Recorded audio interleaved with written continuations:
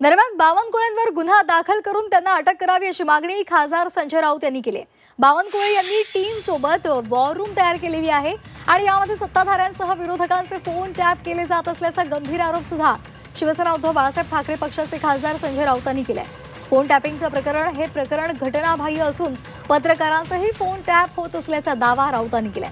केवळ पत्रकारांचे नाही तर अमित शहा यांचेही फोन टॅप होत असतील असा संशयही राऊतांनी व्यक्त केलाय।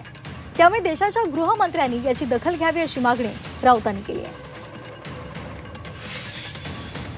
बावनकुळे यांच्यावर गुन्हा दाखल करून इंडियन टेलिग्राफ ॲक्ट नुसार त्यांच्यावर गुन्हा दाखल करून त्यांना तात्काळ अटक करून चौकशी केली पाहिजे।